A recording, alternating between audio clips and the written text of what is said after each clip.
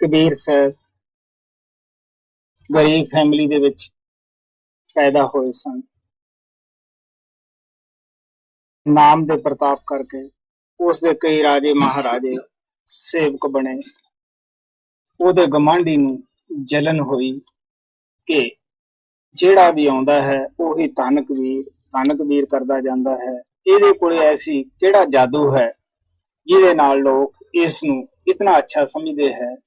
ਇਹਦੇ ਕੋਲੇ ਖਾਣ ਨੂੰ ਰੋਟੀ ਨਹੀਂ, ਬਲਕਿ ਕਈ ਦਫਾ ਲੋਕਾਂ ਨੂੰ ਦਾਣੇ ਚੱਬ ਕੇ ਹੀ ਚਣਿਆਂ ਦੇ ਪੈਣਾ ਪੈਂਦਾ ਹੈ, ਔਰ ਪੈਣ ਨੂੰ ਇਹ ਖਾਟ ਵੀ ਨਹੀਂ ਦਿੰਦਾਗਾ, ਲੋਕਾਂ ਨੂੰ ਪੁੰਜੇ ਪੈਣਾ ਪੈਂਦਾ ਹੈ। ਇੱਕ ਦਿਨ ਇਸੇ ਛਿਛੋਪੰਜ ਦੇ ਅੰਦਰ ਆ ਕੇ ਕਬੀਰ ਸਾਹਿਬ ਦੇ ਕੋਲੇ ਸਵਾਲ ਕੀਤਾ ਕਿ ਭਰਾਵਾ, ਮੈਨੂੰ ਇੱਕ ਚੀਜ਼ ਰੋਜ਼ ਪਰੇਸ਼ਾਨ ਕਰਦੀ ਹੈ। ਸਵਾਲ ਉਹ ਇਹ ਹੈ ਕਿ ਤੈਨੂੰ ਲੋਕ ਧੰਨ ਕਬੀਰ ਕਿਉਂ ਕਹਿੰਦੇ ਹੈ? ਤੇਰੇ ਕੋਲੇ ਮੇਰੇ ਨਾਲੋਂ ਧਨ ਜ਼ਿਆਦੇ ਨੀਗਾ, ਔਰ ਮੇਰੇ ਕੋਲੇ ਸਭ ਕੁਝ ਦਿੱਤਾ ਹੋਇਆ ਹੈ, ਲੇਕਿਨ ਮੈਂ ਬੇਚੈਨ ਰਹਿਣਾ ਹੈ। ਮੇਰੇ ਮਨ ਨੂੰ ਸ਼ਾਂਤੀ ਨਹੀਂ, ਮੇਰੀ ਫੈਮਿਲੀ ਨੂੰ ਕੋਈ ਸ਼ਾਂਤੀ ਨਹੀਂ। ਕਬੀਰ ਸਾਹਿਬ ਉਹਨੂੰ ਕਹਿੰਦਾ, ਆ ਵੀ ਭਰਾਵਾ, ਜੋ ਮੇਰੇ ਕੋਲ ਮੰਤਰ ਹੈ ਉਹ ਮੈਂ ਤੈਨੂੰ ਦੱਸ ਦਿੰਨਾ ਹੈ। ਕਬੀਰ ਸਾਹਿਬ ਦੀ ਜੋ ਸੇਵਾਦਾਰ ਸੀ ਮਾਤਾ ਲੋਈ, ਜਦ ਕਬੀਰ ਸਾਹਿਬ ਘਰੇ ਆਏ ਉਹ ਹੱਥ ਜੋੜ ਕੇ ਖੜੀ ਹੋ ਗਈ, ਕਿਉਂਕਿ ਉਹਨਾਂ ਦਾ ਘਰ ਵਿੱਚ ਪਿਆਰ ਸੀ, ਮੁਹੱਬਤ ਸੀ ਕਿ ਆਓ ਜੀ, ਬੜਾ ਦਿਨ ਚੜਿਆ ਹੈ, ਅੱਜ ਤਾਂ ਪ੍ਰਕਾਸ਼ ਹੁੰਦਾ ਹੈ, ਤੁਹਾਨੂੰ ਦੇਖ ਕੇ ਦਿਲ ਗਦਗਦ ਹੋ ਗਿਆ ਹੈ। ਉਹ ਕਹਿਣ ਲੱਗਾ, ਦੇਖ ਲੋਈ, ਬੜੀ ਦੂਰ ਇੱਕ ਜੋਹੜ ਹੈ, ਛੱਪੜ, ਉੱਥੋਂ ਮਿੱਟੀ ਲਿਆ ਔਰ ਉਸ ਮਿੱਟੀ ਨੂੰ ਬਿਲਕੁਲ ਬਰੀਕ ਗੋ ਕੇ ਘਿਓ ਦੇ ਵਿੱਚ, ਫਿਰ ਉਹਦਾ ਦੀਵਾ ਬਣਾ ਕੇ ਘਿਓ ਦੇ ਨਾਲ ਭਰ ਕੇ ਉਸੇ ਜੋੜ ਦੇ ਵਿੱਚ ਜਾ ਕੇ ਜਗਾਇਆ ਹੋਣਾ ਹੈ। ਲੋਈ ਸ਼ਬਦ ਵੀ ਬੋਲਦੀ ਜਾਂਦੀ ਹੈ, ਮਿੱਟੀ ਵੀ ਲੈਣ ਜਾਂਦੀ ਹੈ, ਔਰ ਮਿੱਟੀ ਲਿਆਂਦੀ ਹੈ, ਸ਼ਬਦ ਬੋਲਦੀ ਹੈ, ਘਿਓ ਵਿੱਚ ਗੋਇਆ ਔਰ ਦੀਵਾ ਉੱਥੇ ਘਿਓ ਦਾ ਜਲਾ ਕੇ ਆ ਕੇ ਫਿਰ ਹੱਥ ਜੋੜ ਕੇ ਬੇਨਤੀ ਕੀਤੀ, ਸਵਾਮੀ ਜੀ ਹੋਰ ਕੀ ਹੁਕਮ ਹੈ? ਉਹ ਕਹਿਣ ਲੱਗੇ, ਬਸ ਭਜਨ ਸਿਮਰਨ ਕਰੋ।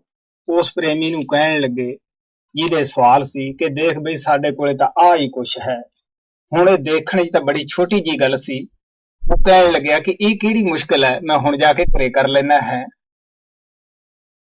ਜਦੋਂ ਘਰੇ ਗਿਆ, ਉਹਦੇ ਘਰ ਵਾਲੀ ਜਾਂਦੇ ਨੂੰ ਉਹਦੇ ਗਲ ਪੈ ਗਈ, ਕਹਿਣ ਲੱਗੀ, ਕਿੱਧਰੋਂ ਆਇਆ ਧੱਕੇ ਖਾਂਦਾ? ਸਾਰਾ ਦਿਨ ਤੈਨੂੰ ਕੋਈ ਘਰ ਦੀ ਹੋਸ਼ ਨਹੀਂ ਗੀ, ਬਾਹਰ ਹੀ ਭੱਜਿਆ ਫਿਰਦਾ ਹੈ, ਕਦੇ ਸਿਨੇਮਿਆਂ 'ਚ ਫਿਰਦਾ ਹੈ, ਕਦੇ ਕਿਧਰੇ ਫਿਰਦਾ ਹੈ। ਹੁਣ ਤੁਹਾਨੂੰ ਪਤਾ ਹੀ ਹੈ ਕਿ ਜਿਸ ਘਰ ਦੇ ਵਿੱਚ ਖਟਪਟੀ ਹੈ, ਰਾਜਸਥਾਨ ਦੀ ਕਹਾਵਤ ਹੈ, ਜੈ ਕਰ ਘੜਾ ਕਲਾ ਕਲੇਸ਼ ਨਸੈ, ਤੈ ਕਰ ਘੜਿਓਂ ਪਾਣੀ ਨਸੈ। ਕਹਿੰਦੇ ਉੱਥੇ ਪਾਣੀ ਵੀ ਘੜੇ 'ਚ ਨਹੀਂ ਰਹਿੰਦਾਗਾ। ਇਸ ਵਾਸਤੇ ਉਹ ਕਹਿਣ ਲੱਗਿਆ, ਗੱਲ ਸੁਣ, ਉਹ ਫਲਾਣੇ ਜੋੜੇ ਦੇ ਵਿੱਚ ਜਾ, ਉੱਥੋਂ ਮਿੱਟੀ ਲਿਆ। ਉਹ ਕਹਿਣ ਲੱਗੀ, ਮੇਰੇ ਤੇ ਹੁਕਮ ਚਲਾਉਣਾ ਹੈ, ਤੂੰ ਜਾ ਕੇ ਲੈ ਮਿੱਟੀ। ਉਸਨੇ ਫੜ ਕੇ ਔਰਤ ਦੇ 2-4 ਥੱਪੜ ਲਾ ਦਿੱਤੇ। ਉਹਨੂੰ ਮਾਰੀ ਦੀ ਨੂੰ ਵਿਚਾਰੀ ਨੂੰ ਜਾਣਾ ਪਿਆ, ਗਾਲਾਂ ਵੀ ਕੱਢਦੀ ਜਾਂਦੀ ਹੈ। ਘਰੇ ਆ ਕੇ ਉਹਦੇ ਪੈਰਾਂ 'ਚ ਬੱਠਲ ਮਿੱਟੀ ਦਾ ਸਿੱਟ ਦਿੱਤਾ, ਕਹਿਣ ਲੱਗੀ, ਆ ਮਾਰਲਾ ਸਿਰ ਦੇ ਵਿੱਚ ਪਿਆ ਹੈ। ਆਖਰ ਉਹ ਕਹਿਣ ਲੱਗਿਆ ਕਿ ਤੂੰ ਇਸ ਨੂੰ ਅੱਛੀ ਤਰ੍ਹਾਂ ਬਰੀਕ ਕੁੱਟ, ਫਿਰ ਇਹਨੂੰ ਘਿਓ ਦੇ ਵਿੱਚ ਗੋ ਕੇ ਦੀਵਾ ਕਰਕੇ ਉੱਥੇ ਰੱਖਿਆ ਘਿਓ ਦਾ।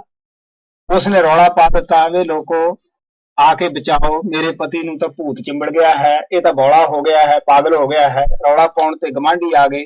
ਹੁਣ ਜਦ ਗਮਾਂਢੀ ਆ ਗਏ, ਉਹਨੇ ਮਾਰੇ ਸ਼ਰਮ ਦੇ ਨੇ ਦੰਦ ਘੁੱਟ ਲਏ।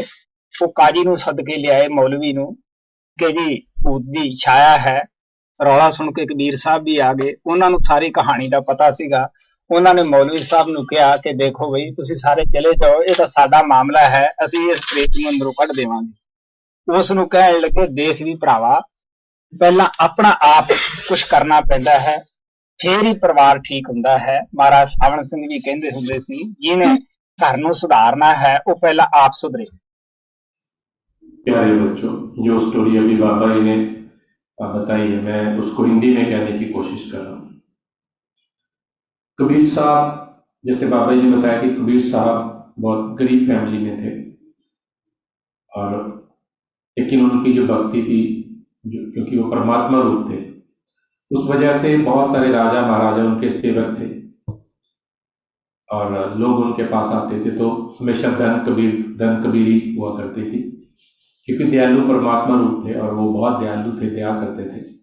लेकिन इस बात से उनके एक पड़ोसी था, उसको बहुत जलन होती, तकलीफ होती थी कि जो भी आपके पास आता है वो धन कबीर करता है। ऐसा कौन सा जादू है जो आपके पास कि जो लोग आपको इतनी इज्जत करते हैं, इतना अच्छा समझते हैं। हालांकि मेरे से बहुत कम आपके पास पैसा वगैरह है और आपके पास खाने को भी नहीं होता। कई बार आप चने चबा के रात को जो आने वाले उनको देते हो, चने खा के सो जाते हैं। आपके पास सोने के लिए बेड नहीं है, जमीन पर ही सोना पड़ता है, फिर भी लोग आपके पास आते हैं, इतनी इज्जत क्यों करते हैं। इन्हीं बातों से परेशान होकर वो कबीर साहब के पास गया और उसने उनको ये बताया कि कबीर साहब को कि मुझे ये बहुत परेशानी है कि आपको सब ऐसा क्यों करते हैं, इतना प्यार क्यों करते हैं, आपकी वड्याई क्यों है, आपकी महिमा क्यों गाते हैं, सभी लोग धन कबीर करते हैं। मुझे बहुत परेशानी, मेरे मन को शांति नहीं है और मेरी फैमिली में भी शांति नहीं। कबीर साहब ने कहा, हाँ मेरे पास एक मंत्र है, मैं तुझे बता देता हूँ। कबीर साहब उसके साथ घर गए और माता लोई जो उनकी सेविका थी वो हाथ जोड़ के खड़े हो गई। उसने बड़े दिल से खुश होकर उनका स्वागत किया कि बहुत खुशी हुई आपको देख के, आज बहुत अच्छा दिन है कि आपने मुझे दर्शन दिए। कबीर साहब ने लोई से कहा कि बाहर दूर एक तालाब है, उसकी मिट्टी बहुत अच्छी है, आप जाओ और वहां से मिट्टी लेके आओ, उसको बहुत बारीक कर लेना कूट के, और उसके बाद में उसको घी के अंदर मिक्स करके उसका जैसे आटा बनाते हैं, लेई बनाते हैं, वैसा बना के एक दिया बनाओ मिट्टी का, और उस दिए को घी भर के वापस उसी तालाब पे जला के आओ। तो उन्होंने बहुत खुश हुई कि उनको गुरु ने, परमात्मा ने हुक्म दिया, सेवा करने के लिए दिया। तो माता लोई जैसा अक्सर हमारे सत्संगी शब्द गाते हुए सेवा करते हैं, वैसे ही माता लोई ने भी शब्द गाते हुए गई, मिट्टी लेके आई और वापस आके उन्होंने पैसा ही दिया बनाया जैसा कबीर साहब ने कहा था, उसे जला के वापस उसी तालाब पे छोड़ के आ गए। वापस आकर माता लोई ने फिर से हाथ जोड़ के कहा कि हाँ जी,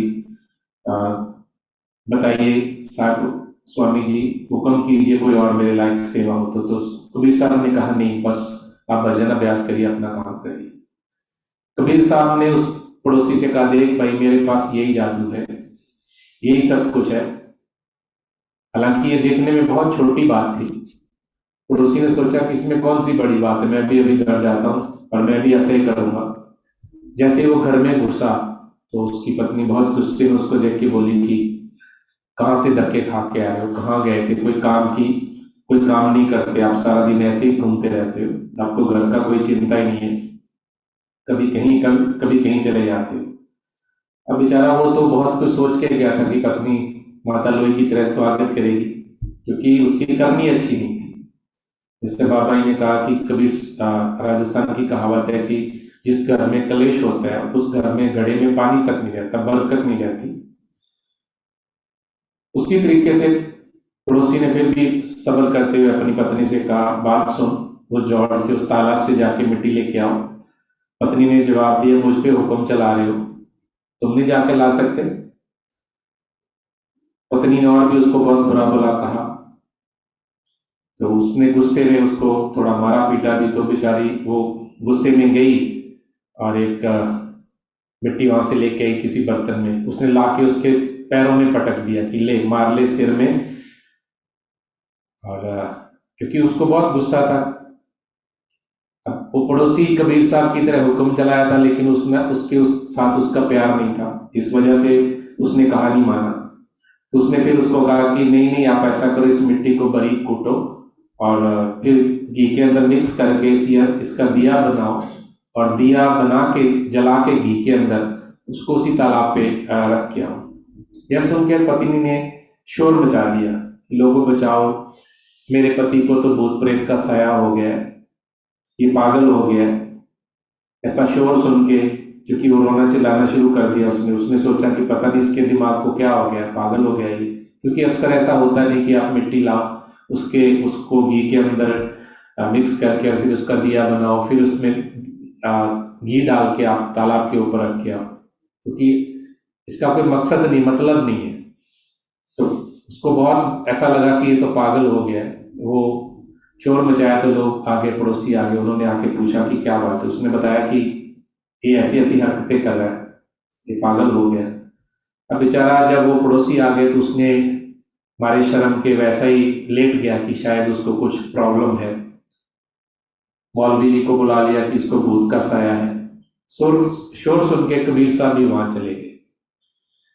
उनको सारी कहानी का पता था और उन्होंने मौलवी साहब से कहा, देखो भाई ये हमारा ही केस है, आप जहाँ से चले जाओ, हमारा ही मसला है, हम इस भूत प्रेत को अंदर बाहर निकाल देंगे। कबीर साहब ने समझाते हुए उस सज्जन को कहा कि देख भाई, पहले अपने आप को सुधारना पड़ता है, फिर परिवार को सुधारा जा सकता है। महाराज सावंत सिंह जी कहा करते थे कि जिसे अपने घर को सुधारना है वह पहले खुद सुधरे। इस कहानी से हमें ये शिक्षा मिलती है कि किसी में दोष निकालने से पहले अपने अंदर में झांकना चाहिए। हम लोगों को नहीं सुधार सकते, लेकिन उससे पहले हमें अपना सुधार करना चाहिए। सत्संग में गुरु हमारी कमियां बताते हैं, और जैसा कि हम लोगों की हालात है, हम एक कान से सुनते हैं, दूसरे कान से निकाल देते हैं।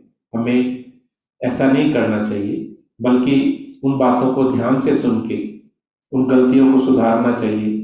तभी हम अच्छे बनेंगे और सब जगह हमारी प्रशंसा भी होगी और गुरु की खुशी भी मिलेगी।